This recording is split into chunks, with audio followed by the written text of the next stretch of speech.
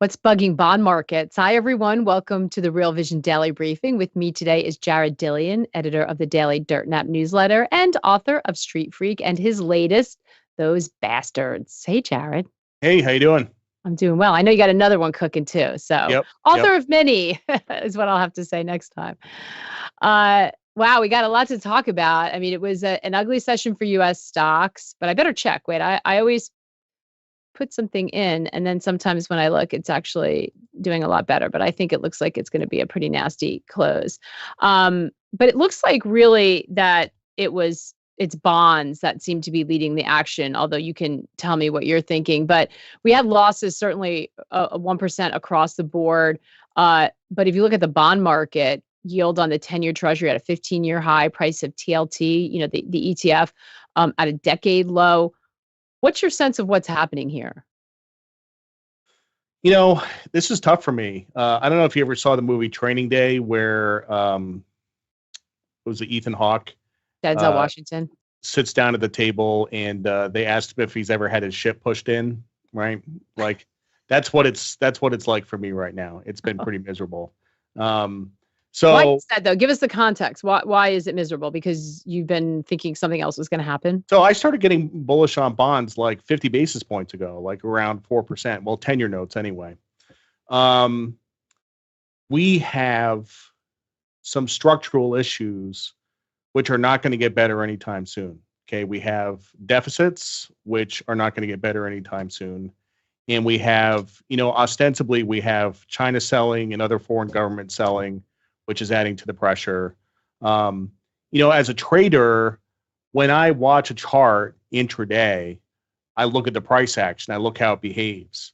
And when I was watching tens yesterday, not today, but yesterday, it was one of the most miserable days in terms of price action I have ever seen. You Mm. know, so I think that not I think I know that the data is getting worse every single day. The data today was terrible. Richmond Fed was bad. Consumer confidence was bad. Expectations was bad. New home sales was bad, and none of it matters. Absolutely none of it matters. And it reminds me a lot of when I was at Lehman in like '06, '07, and the housing market was rolling over, and we were heading into a recession, and the markets just did not care, and nothing mattered until it mattered. The first day that it mattered in 2007 was February 27th, and we walked in that morning, and the ABX was gapping down 10 points, and the VIX went from 10 to 19 or something like that. Stocks were down 3% in the day, and bonds were up 2%, and that was really the first day that it mattered. So what's interesting is, we have a pretty low volatility environment. The VIX is 18 or 19. We still do have that complacency. And I don't know what it's going to take to sort of shake us out of this, whether it's some shock payroll number that's terrible, or a CPI number, or one of these big headline economic numbers, or something else. But, until then, the only day that bonds don't go down is Columbus Day, which is because the bond market is closed. So, I mean that's an excellent summary, I think, of the frustration a lot of people feel. ABS, asset-backed security market index, is that what you're talking about at the no, time? ABX was the Oh, subprime. ABX. Okay, subprime, right. We know all the asset-backed and everything got sucked in later on, but Yep. so I mean, when someone like you says that, I think we have to take pause because you sort of traded through the hellish 2 years that were the great financial crisis. So, and I know you're not trying to be alarmist, but there are things that seem to be dislocated or disconnected. I want to play you. So, JP Morgan Chase CEO Jamie Dimon today warned that rates may need to go further to get inflation to rise further to get inflation under control. Um, and that's sort of feeding in maybe to the sentiment today, and it is kind of the opposite of what you're talking about again with the economic data weakening. I want to play a clip. Uh, Julian Brigden and Rao, as you know, they meet up every month for a pro macro insiders conversation, sparring match, you might say. And they also were talking about this because Rao was in the bond trade. He got out of it, but he was also looking for something different. And so they're really sort of testing themselves and sort of saying what's different, what's going on underneath. And this is Julian's take on what he thinks is happening or what he's looking at in terms of bonds. Let's have a listen and we'll talk on the other side. We're moving to a point where we are going to test the ability of global markets to absorb the amount of issuance that's coming. This is kind of referred to as technically as the fiscal limit. I think we are pushing our luck in terms of moving into a period that they refer to as fiscal dominance. It's not necessarily a bad thing. It's just very different from the monetary dominance that we've had up to now. And basically, which of the two levers controls inflation and controls the economy? Both can't, right? One has to be dominant. The other one has to be subservient to that. But I do think fiscal dominance is dangerous because it relies on the competency of politicians and the willingness of politicians or the ability of politicians to do the thing. It frequently occurs when you are moving to a period which demands collective policy response, right? This was what dominated the economic cycle or the nature of economic control from like 1933 to 1951. So right the way through the Second World War, it's how we funded ourselves, right? The Fed played second fiddle to what policymakers were doing in terms of fighting the war. I think we're fighting arguably three wars. Climate change war, kinetic war with Russia, Cold War with China. I mean, you could call it a demographic war as well, a fourth. All of them demand shitloads of fiscal spending. And I think it's going to be very, very hard for policymakers to step back from that. And I think it's going to drive changes to markets which we haven't seen yet. So I'm actually really structurally bearish fixed income, I think, for the next 20 years. The trend is up in rates. That was rather a long clip, but I really wanted to play it in its entirety because I think it really touches on this debate and divide that we're seeing. By the way, if you want to see that entire conversation, because they really pull out the threads, go over to our website, www.realvision.com. And if you are not a member, put a / and the word birthday after realvision.com, and it's going to take you to a very special offer so you can join and fully participate. Jared, I think that Julian did a great job of kind of explaining this debate, I think. Does it feel to you that bonds are disconnected from the economy right now and more focused? Yeah, and more focused on issues? Is it supply and is this, I mean, Julian, that was a huge comment that he's bearish for the next 20 years on Treasury. I mean, that's. People do that, they say, okay, this is what's happened in the last 3 months. So therefore that's what's going to happen for the next 20 years. I don't necessarily believe that. He's right about all that stuff. I don't dispute any of his facts. I will give you one reason why bond yields won't go up as much as we think, because if they go up another 100 or 200 basis points, we are not technically insolvent, but actually insolvent. So there will be actual discussions about yield curve control. And, even pretend, 10s are at 4.5, let's say 10s go to 5, those discussions will start to surface. And then, look, this is all theoretical and hypothetical and, sort of pie in the sky. But, if 10s got to 6% and the whole yield curve was trading around 6%, there's probably a better than 50% chance we're going to peg the yield curve because we can't afford it. So, yes, and that is another really huge statement. I want to ask you, I'm going to ask Brian to do something in a minute. I'm going to switch stuff up because one of the things I love about the new platform, and if you're not on it yet, don't worry, we are pulling everyone in. If you are a member and you're not on it yet, we're rolling it out in beta and you're coming up really, really quick. I mean, we're moving through the groups, so you will get access to it. But one of the things I love is that there's a new AI tool on it. And you can punch in things that you hear. So I just asked you before because I thought you said ABS about ABX. Brian, if you can punch in yield curve control and see what comes up, and then maybe you can put it on the screen and let me know. And I'll try to do it in a minute. But in the meantime, I want to ask, because this is really important, and I think it's fair, Jared. I mean, I know you talk to a lot of people. You talk to your subscribers, run the gamut as well. Some very sophisticated, and some, looking after their savings. A lot of the focus was on equities for a really long time. And I feel like it's such an important time to understand bonds now and foreign exchange. It can be a little complicated. But things like this yield curve control is coming up in conversations among people who have the experience and the expertise to know what's going on. But it's really important. I think we all understand it. So I think that, yep, it's coming up. Okay. So I'm going to ask you a question, and then I'm going to see if I can see it. I don't know if we can all read that, but I'm going to read what it said in a second. So in the meantime, though, before we talk a little bit more about yield control, we have a question. Would you consider sentiment with regard to Treasury already at extreme levels? And what's your view on the current positioning of institutional investors in this area? So everyone knows you really look at sentiment.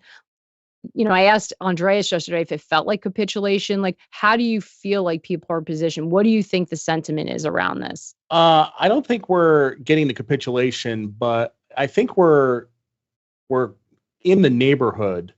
I'm starting to see some tweets from people. There's a species of tweet that I like to talk about, which is called the coincident tweet. Okay, so bond market has gotten destroyed. So somebody posts a chart, they tweet a chart of the bond market getting destroyed, and they say, look, the bond market is getting destroyed, right? And that tweet gets a lot of engagement, like, oh my God, the bond market is a mess and blah, blah, blah.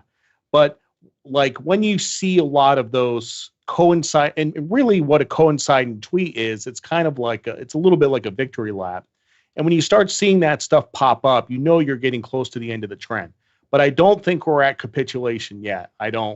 I really don't think so, unfortunately.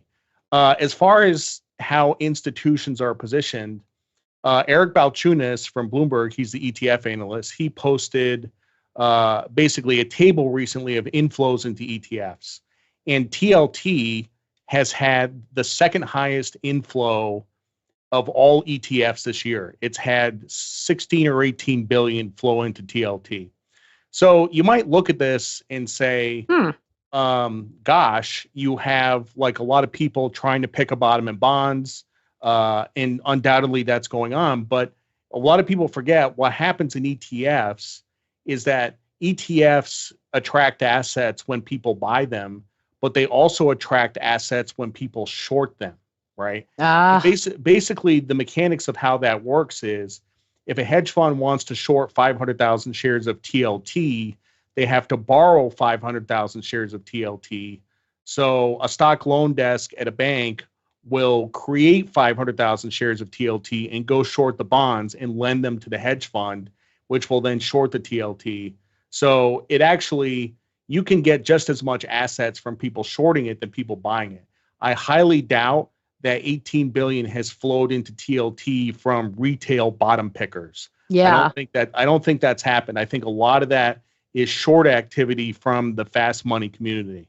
Okay, that's really, really important because when you first started talking, that's of course what I thought as well. Trillian saying yield curve control is not the solution. I don't think Jared was saying it was the solution. I just said he was just saying that might be what happens. So by the way, if Brian, if you could put the screen back up. So for those who are not as familiar, and I know some of you are, in yield curve control, there's a whole big definition that came up, which is awesome. But I'm just going to read you part of it. In yield curve control, the central bank commits to buying or selling government bonds to ensure that the yields on those bonds remain close to the target level. They basically pin it, right? The market's no longer in control of what's happening. They said it. They've got to defend against the market, but they're saying this is where I want that to yield. And the modern day example of that is Japan. But you've got to spend a lot of resources defending that in open markets, if that's the case. And the treasury market is certainly a very large one to do that in. I think that folks like Jared are just talking about the fact that they think rather than do that, I think, and correct me if I'm wrong, Jared, rather than do that, the Fed is going to find some way to have to cut rates. They'd rather cut rates than yield curve control, or we're not sure. Yeah, those we aren't privy to those discussions, but those discussions are happening, and it's worth pointing out. In our economic history, we have pegged the yield curve in the past. I want to say we did it from like 1939 to 1946. So throughout the end of the Depression into, I think we might have started earlier actually. But the Fed was pegging the 30-year bond at 2%. So basically, what that means is the Fed stands ready to buy bonds to keep yields, an unlimited amount of bonds. So you can just sit there and sell bonds to the Fed at 2% all day long, and they'll just keep buying them. And what happened after World War II, after they stopped yield curve control, is that yields shot up and inflation went to about 14%. A lot of people don't talk about the inflation we had after World War II, but it was significant. It came down pretty quickly. But that was as a result of this yield curve control, which is debt monetization. It's debt monetization. Yeah, that is super important to know. A lot of people are going back and looking at that time for, some historical reference. But of course, we're living now, right? We've got all these other things happen, including technology. And that's the other side of the coin. So for all of the concerns we're talking about, there is this massive wave of technological change, AI. And so people are trying to fit that into the puzzle as well. How are you thinking about that? I'm really not. I mean, obviously that technology is super deflationary, but it's super primitive right now. I mean, if you think about what the internet was like in 1998, I was buying CDs off of Amazon in 1998, but it was super clunky, you know. It wasn't easy. But yeah, there was actually, I didn't send you this newsletter, but there was a newsletter from 2 weeks ago where I let Chat GPT write one page of it. And it was hilariously awful. I mean, it was just god awful. And everybody was like, that's the funniest thing I've ever seen. So it'll get better, but it is still pretty primitive right now. Yeah, but we don't know there's definitely a gap. I think Raul talks about it as this gap, right, in the meantime. But that especially with the access, and I think for a long time, the internet was really inaccessible, but this thing's kind of being layered on some stuff that already exists. I think Raul talks about it as like on existing rails, which is so interesting. And by the way, if you want to deep dive into this, Beth Kindig and Raul sort of did a lot on AI in their conversation, and we've got some more stuff coming up as well, I think even this week. So check the site. We've got Brian, maybe you can remind me. I think it's David Matten is catching up with someone, I think, really, really talking about AI. So absolute must see on those two. So one issue that came up, well, let me back up 1 second. So Jared, are you out of bonds? Are you in the bond trade? How are you? It's frustrating, but what are you doing? Actually, my position hasn't changed since I think I was last on like 3.5 weeks ago. And I'm in 2-year notes, so I'm doing fine. Like I am long 2-year note futures. I've been adding to the position.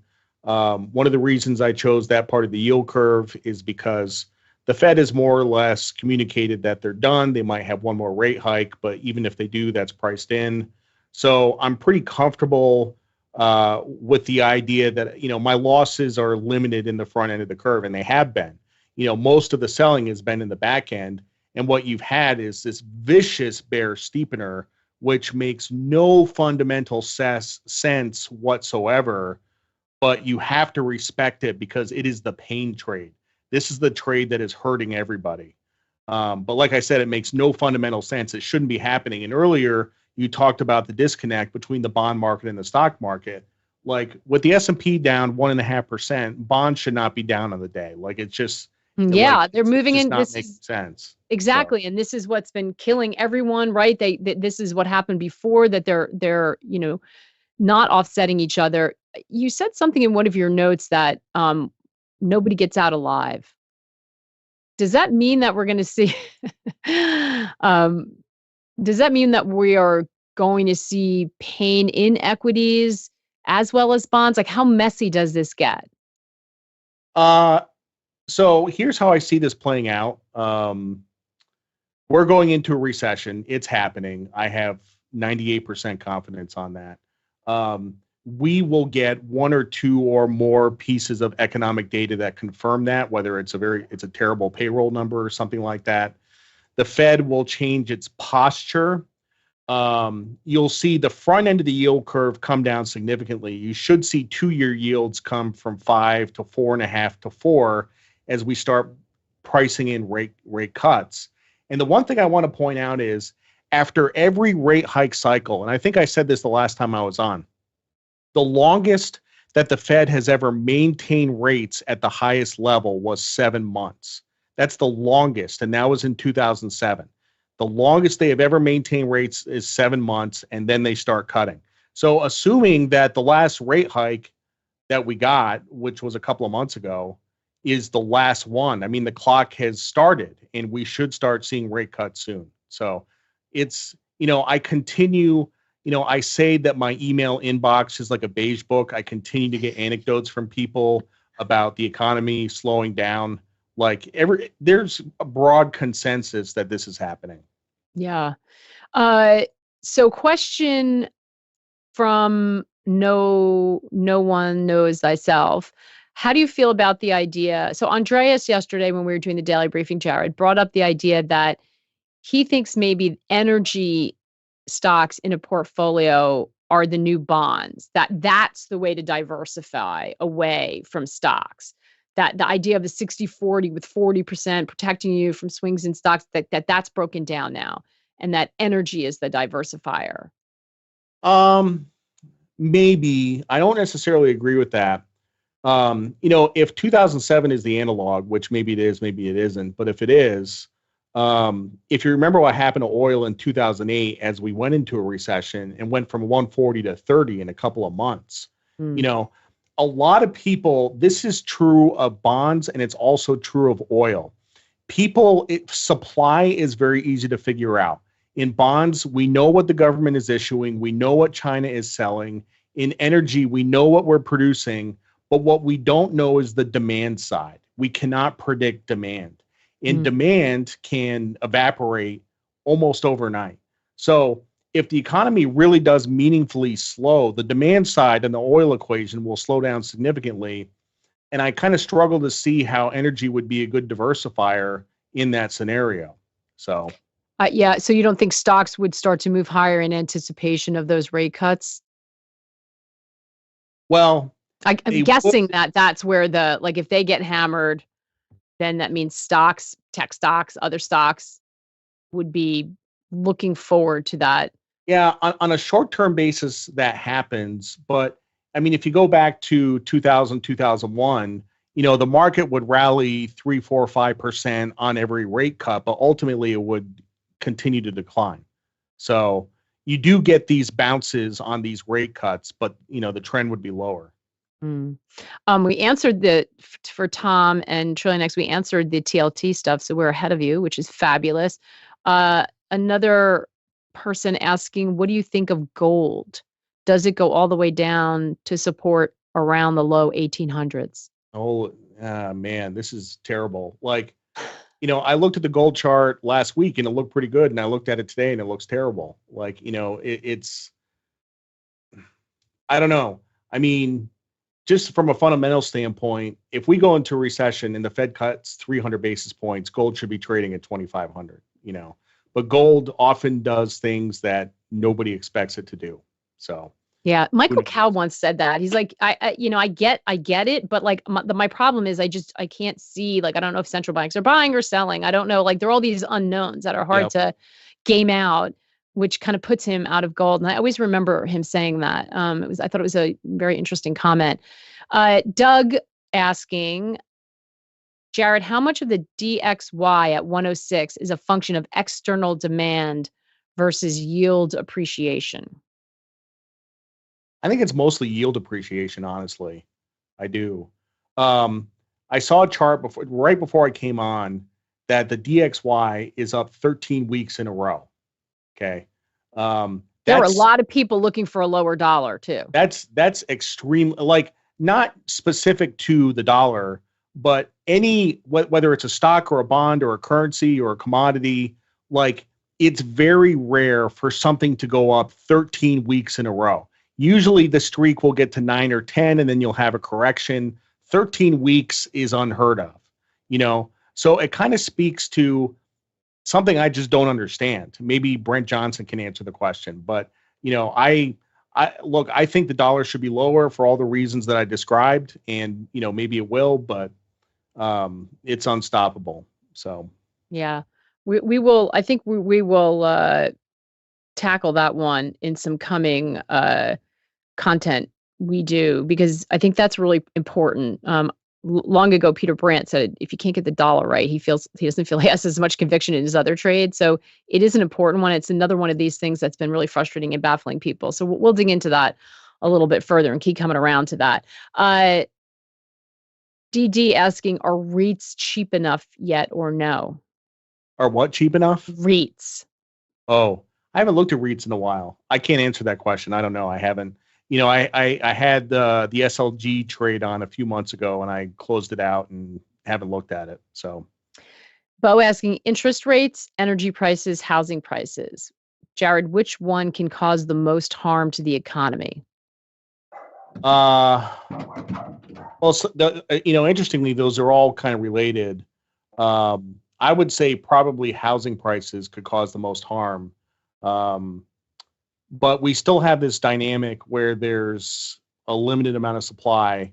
And also, there's a lot of people who disagree about what would happen to the housing market if rates came down. So if you just had linear first order thinking, you say, okay, rates come down by 2 or 3%, there's going to be a whole bunch of new buyers into the housing market. But also, if rates come down 2 or 3%, these people who are trapped in their mortgages will list their houses and sell them. So a lot of supply will come on the market. So I don't really know what's going to happen. I'm actually, as soon as we get off this interview, I am going home and meeting with a real estate agent about selling my house. And it's going to be a super interesting conversation. Not the one you built, the one the one I'm currently living in. That means that the other one must be almost done. Yeah, it's getting closer. Yeah. A move in ready. Oh, that's awesome. Yeah, that is going to be a really interesting conversation because you're in a hot area too, because we know there's always something very local about real estate, but it'll be interesting to see what they feel like the demand is and people able to make that kind of purchase. Although you might have some people coming from the Northeast, right, who are sort of selling, if they can, selling their home. So that'll be interesting. Let me see. We're almost out of time. Let me see if I can squeeze one more in. Oh, if you had to invest today, where would you put your money? I'm doing it right now. To your notes. That's the best trade on the board, in my opinion. Limited risk. If you do it with futures, you have lots of leverage. That's if your thesis, if my thesis or your thesis on the recession is right, and we actually do get a recession, there's not too many ways that trade can get messed up. It's pretty much going to work. So. And Edward asks, how much does it bother you that the worst performing sector today was, wait for it, utilities? Utilities. Yeah. Edward, that didn't make it into anybody else's headline, so thank you for that. we know our crowd is paying attention for sure. Great stuff. I mean, I think this just underscores how complicated things are right now. And so great, Jared, to be able to talk to you because you've been around, you've seen a lot. So it's always great to hear that perspective. We've really got to kind of plug in and pay attention. This is not a time to just set and walk away. Got to stay on it. So thank you for that. Okay. Appreciate it. Programming note for everybody. We will be doing a special daily briefing tomorrow in honor of Real Vision's 9th birthday. Ral and I are going to be here and we're going to have some special guests and some special deals Here is a little bit more from Raoul himself. Take care, everybody.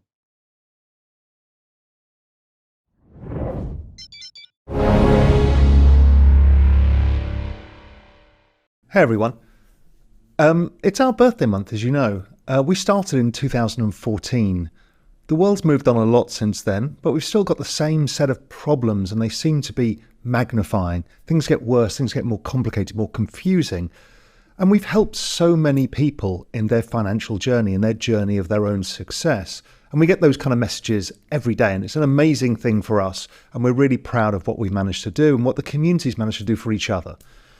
But I also want to do something, as you know, we built a new platform for you to give you both the knowledge, the tools, and the network for success in that financial journey. It's really important to us. And many of you are starting to see it now as we're rolling it out across the platform to many of our members. And within the next couple of weeks, you will all have it. But this is a start of a journey. It's a different journey with Real Vision. This is the real journey to get you from just the information to knowledge and then wisdom. So we want everybody to level up. We really want to help you get to that point of wisdom where you're armed with everything that you need in your financial journey. And that new platform superpowers it. As you know, you've got portfolio management, risk management tools. We've got AI. There's more AI coming. There's AI insights coming. There is so much happening at all the different levels. There's new courses coming into the plus level as well. So there is a lot going on here at Real Vision and there's a lot of benefits. But because it's our birthday month, we're going to offer you a great deal. For me, the best value of all is Pro All Access. That's when we give you everything we've got.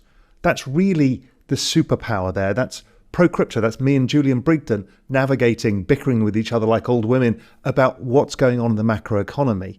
So we guide you with that. That gives you insights from my GMI publication as well, just my benchmark publication flagship that I've been writing for the last 19 years, and Julian's MI2 Partners, which is his flagship. So you get a peek of what the real insiders see as well. In addition, there's Pro Crypto with Delphi Digital and myself and many others, incredible programming to help you navigate and prepare for the next crypto bull market. Don't forget, crypto's up already 70% or so this year.